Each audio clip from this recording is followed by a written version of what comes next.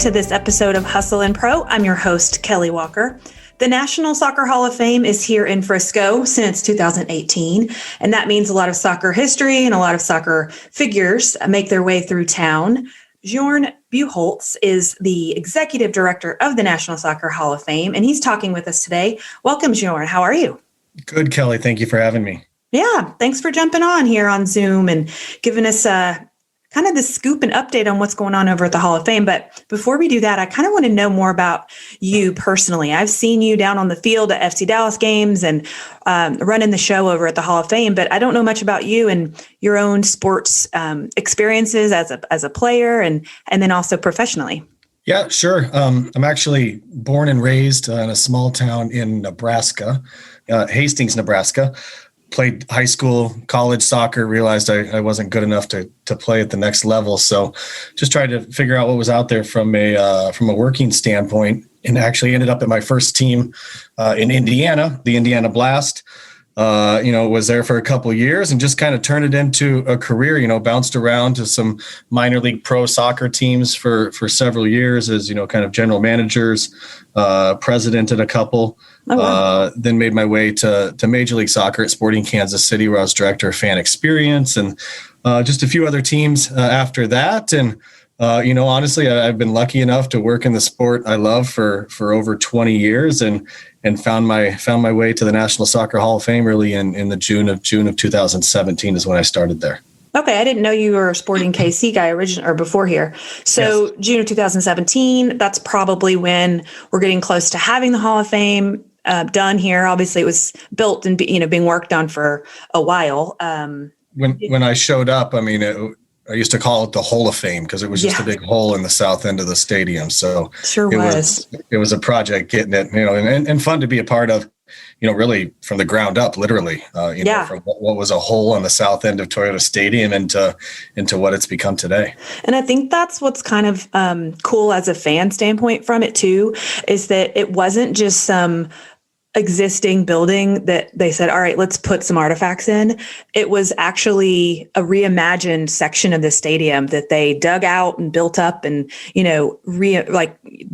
from locker rooms for players, and just the way that they kind of reformatted the whole stadium for it and built it into it was really cool to watch and tour and be a part of. So I think that makes it even more kind of personal to us. Yeah, absolutely. And even made it really a challenging project, when you're looking at putting on a 56 million addition onto a stadium that's been there since 2005, so that was certainly a challenge for people with brighter minds than mine to figure out how to place all of those new pieces and new buildings into an existing structure already. For sure.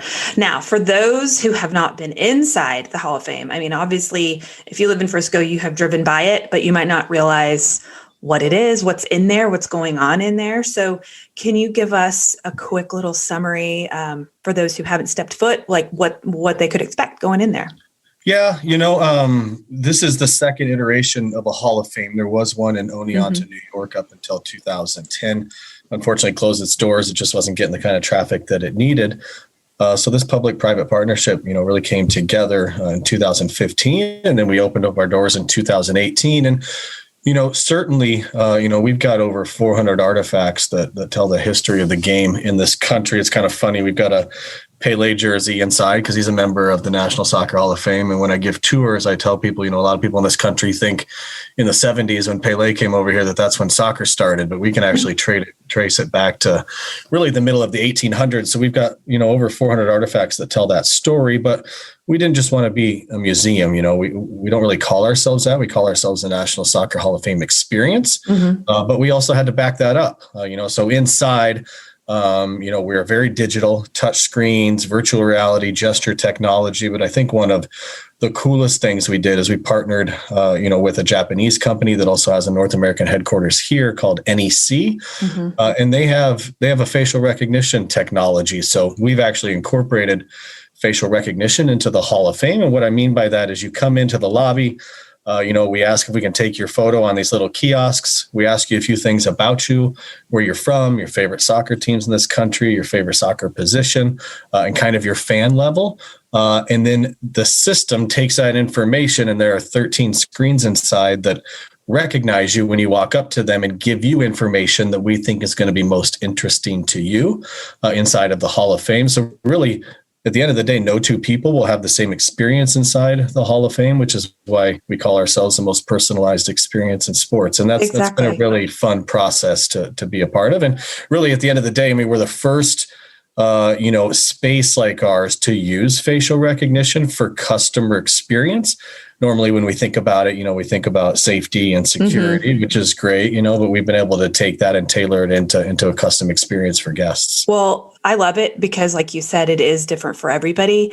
So when a family like mine walks in and we do the facial recognition registration or whatever, it is so cool that a 10-year-old can walk up to a station and it recognizes you as you walk up. It like welcomes you in. Yep. But a 10-year-old can walk up and build their favorite starting 11. And my 3-year-old husband can do the same from different generations and different types of players and watch different, parts of history unfold in different parts of the experience, or, juggle the ball or try to save goals, all these different cool like interactions that are for so many different types of people, non-soccer people, but also, all ages of types of soccer people too, right?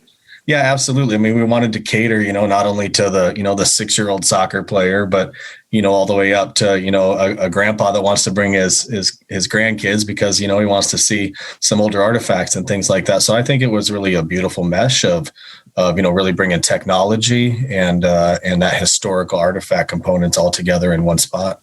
So you mentioned older artifacts. I'm going to guess at what are some of the most popular things you think people are there to look at. There's some World Cup trophies there, but what are the most popular artifacts people are looking at? Yeah, so I mean, we are lucky enough that the 4 Women's World Cup trophies do live in our building. They go on little vacations every now and then when they have appearances, but they are in our building most of the time. So that's probably the number one thing that I think people come to see, but we also have some really interesting things, and if you think about the history of soccer and you can remember back to times, I mean, the 1999, Women's World Cup that was here in the United States that the USA won, we've got, reproductions of the flip charts from head coach Tony DeCicco's, locker room speech during that final match, and that's something, it's my most favorite piece because you can just look at it and just see where his brain was. And, it's telling the players, hey, we got to make sure we do this. But at the end of every one, it said score. And then there's another thing and score, it's just score, and there's an amazing thing that I try to make a correlation inside the Hall of Fame. We've got videos that show some of the greatest moments in women's soccer. And they're in that 1999 finals match. Christine Lilly saves a header off the line on a corner kick, and when you go and look at Tony's flip charts and you look at like where everybody's supposed to be on corner kicks, and there's a KL for Christine Lilly right in that spot. That's awesome. Where she saved it off the line. So it kind of that's when it all, it all comes together, just like it's planned, right? It really does. And when you think about it, I mean, those flip charts, those were pieces of paper that's a lost artifact now because everybody's just got whiteboards, True. So, and everything gets erased at the end of the match, for the next team that's coming in. So that's really one of my most favorite pieces in there that I think that's really cool. tells the story. Yeah. I don't know if I've seen that, so I'll have to look for it next time I'm running through there. It's really cool. Well, okay. So that's the, the history and the artifacts. Then I want to talk about a whole nother piece of the Hall of Fame, which is the people, the inductees, the classes that are brought in every year. We hear about, Hall of Fames in other sports all the time, but I want to talk about how the sport of soccer does it here in the US at least. And, there's 3 categories and the finalists, we're kind of in this phase right now where finalists have been determined and we're kind of in a holding pattern, I think, right before we know exactly who's this class of inductees actually happen. So tell us about that. You're in a holding pattern. I'm not. Oh, okay. Okay. I've got the advantage of knowing, who's going in, but we're not there to let the world know yet. You can if you want to give us any. No, I can't. I'm not going to do that today. I'm sorry. So that would be breaking news on your podcast. Yeah. But we're going to plan to announce our names in June. Originally the induction ceremony was going to be scheduled for May. We wrapped up all the voting in February. The induction ceremony is now going to be in October. So we're going to wait just a little bit to get that information out there. But the process, it's been a work in progress. For many years, like I said, there wasn't a physical building. There wasn't a full-time staff focusing on this. So inductions were kind of happening in the cloud. There was a group of voters and U.S. Soccer was managing it. But I think at the end of the day, we saw that, not necessarily all of the right people were getting in. We were getting the good people in, but not enough of them. You look at the class of 2019, we had a player, Abby Wambach, and a builder, Sunil Gulati. Well, I feel like we have a lot of catching up to do. So for sure, we spent really the last year focusing in on that process and completely revamping it this fall. And going into voting for 2021. So when I look at who's going into the Hall of Fame this year, I'm very happy with the progress and the results we have. We still have some tweaks that we're going to have to do, but I think the result is going to be much better. And I think people are going to be much happier, but like you said, we do have 3 categories. We've got the player category, which is players that meet a minimum threshold. And have been retired anywhere between, they get on the list when they've been retired for 3 years up until 10 years. And if individuals from that list don't get voted in, then they move to the veterans list, which is individuals that have been retired for 10 years or more. And then we have a builder ballot, which is really not the non-playing individuals, those administrators, general managers, referees, things like that meet a minimum threshold as well. So and coaches, if they weren't for the player, if they weren't in as a player. Yeah. So we'll see. Our new process, we think, will guarantee us, a minimum of 2 and right now a maximum of 4. I think on an annual basis, we'll be at 3 or 4 people going in. And again, that's something that we need to evaluate as we move forward. Is that the right number on the annual basis? But we're happy with the results this year for sure. Because I agree with you that having just the 2 in 2019 wasn't enough. Those were huge ones. Like I got to meet Abby. That was great. Yeah. She covers a lot of ground, but there could have been more, right? So there absolutely could have been more. And we just had one in 2019, with Carlos or 2020 that we announced with Carlos Bocanegra. And there's just more people that deserve to be going in than that. Which Carlos will get inducted with this new class, right? Because there wasn't a 2020 induction. He will. Yep. Okay. We canceled 2020, obviously, because of the pandemic and doing both of those classes in October. So then you talked about 3 or 4 going in. So I wasn't sure, do they have to get a certain threshold of votes, or is it ranked, or, I wasn't sure exactly. And if you can even tell us what gets you in. Yep. All of that information, I think one of the criticisms of the Hall of Fame for the past several years is nobody knew who was voting or necessarily how the votes, transpired. And we made an effort this last year to be completely transparent in that process. So people can go to our website at nationalsoccerhof.com and go to Hall of Famers and see, the exact procedures. If they're interested in reading 16 pages, that we have written on the process, they can do that. But you can also see, we reduced our voters, down from over 200 people down to what we call our selection committee of 96 individuals now. And these are people that are really focused in and want to be a part of the process. So you can see all the people who are voting, and we will put out there, not necessarily who voted for who, but we'll put out percentages of what people got to. But yes, there is a minimum threshold that you need to get in. That used to be at 66%. Now it's a minimum of 50, but we think that that's a right number, based on the number of voters. But, the results are actually coming in with people, our candidates are going to be going in and have exceeded, even our previous threshold. And I think that is exactly what we wanted. We needed that base level of, hey, we need to be putting people in every year and have a minimum, but the cream of the crop is rising to the top. And I think that was a process or a result of us having a really focused selection committee that was on screening calls and on voting calls that we were doing with Zoom. I had a player voting call, with 45 of the 48 individuals, that we were on a phone call for 3 hours discussing the candidates. And that's just stuff that didn't happen before. People were voting kind of in a vacuum. Yeah. And now we can have actual real discussions. And I think what we're seeing from that, and when we publish it, really in June, is, people came to consensuses, of who is the right class this year. And you're seeing people get just astronomical percentages, which is exactly what we wanted. I would be so interested in hearing some of those conversations because, when the finalist list came out, I'm looking at it. Admittingly, I'm looking at the player list first because those are more of the names I know. And so I look at it and I think, okay, you've got names like David Beckham, Greg Berhalter, Thierry Henry, there are names like that. And then there's Hope Solo names and Christie Pearce Rampone, like big names. And I wonder how many of these are going to make the cut. And is it just a popularity vote? Because I have these concerns and I'm looking at 6 MLS seasons compared to 202 U.S. women's national teams for somebody like Hope Solo. So I wonder how those things are weighted. And are you saying there's actual conversations that are had about that? Yep. There are actual conversations, with all of our committees. That was one of the commitments, that we made or that they had to make, when we started, finding out who really wanted to be involved in the process is, they had to be involved in the process, not just receive a ballot via email and submit it. We wanted people, we've got inside of each of, the 3 committees, we've got a smaller screening committee that's whittling lists down from pretty large lists. And I think that was one of our problems in the past too, is we weren't necessarily screening in particular the players down to kind of a more manageable list. So people had, 10 votes and, they had over, sometimes 50 people that they could spread those votes out amongst. And it was just becoming too convoluted and votes going all over the place that people weren't hitting that minimum threshold. Well, now we screen the player list down to 20 individuals. People can vote for up to 10. Not everybody uses all their votes, and I think that's okay. But yeah, the process is just much better now.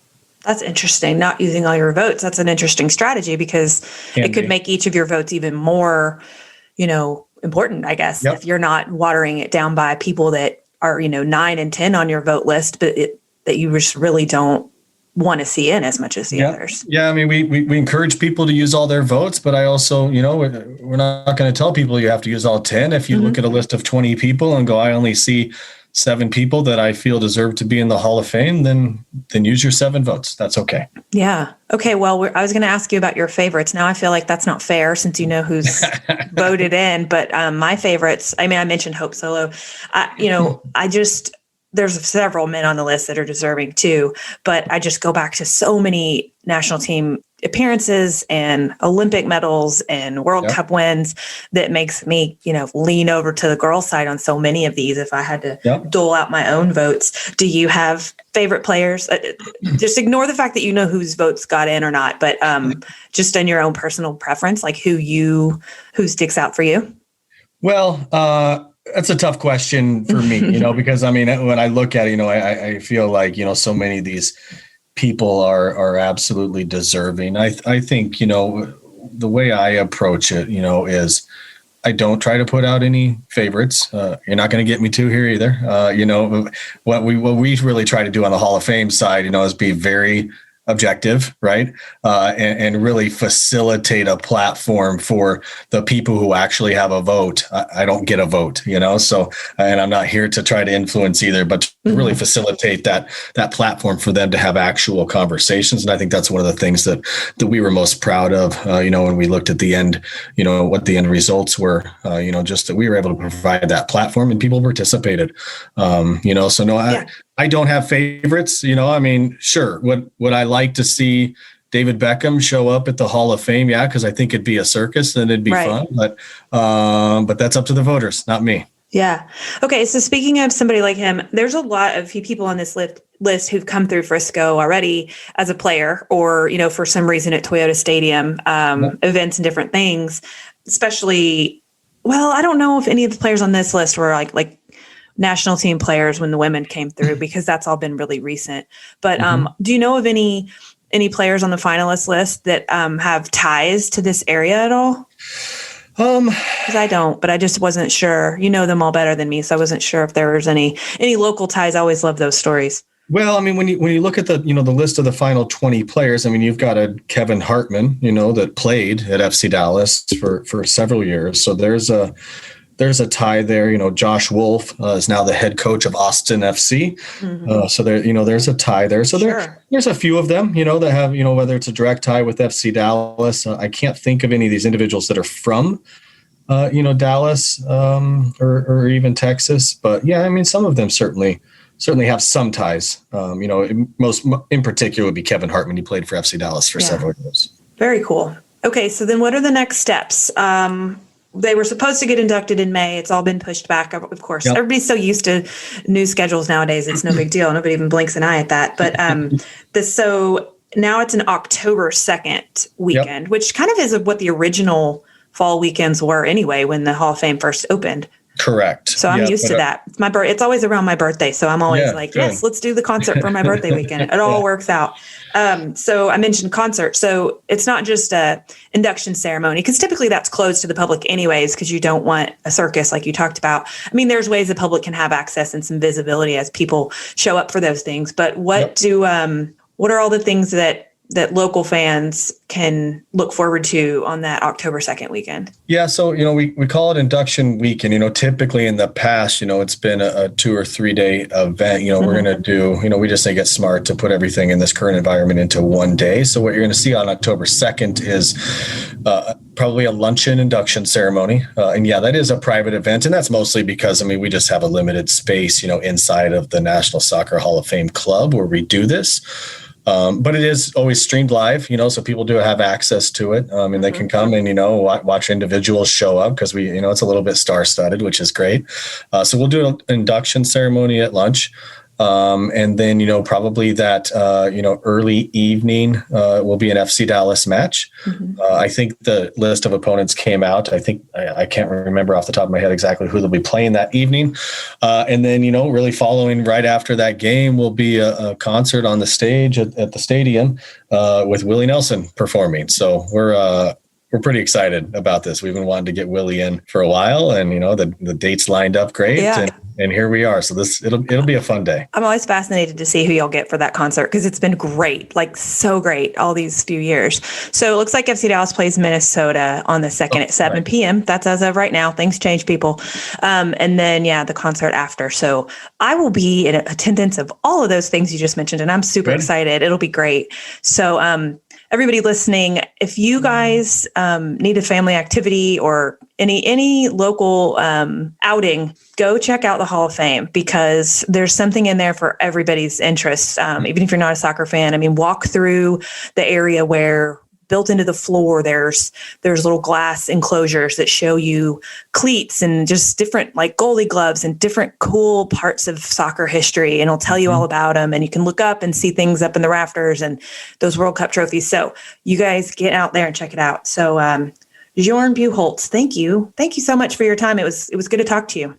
Of course. Thank you for having me. And one last note, as you talk about people coming out, we just launched a new promotion that we're going to move forward with, really starting, it started yesterday, but $5 Wednesdays, every Wednesday. Oh. The Hall of Fame is open Wednesday through Sundays, but every Wednesday, we're open 1:30 to 9 p.m. and every single ticket to get in is just $5. So that's a new thing that we just put out there. Oh, that's cool. Very cool. Awesome. Thanks for that.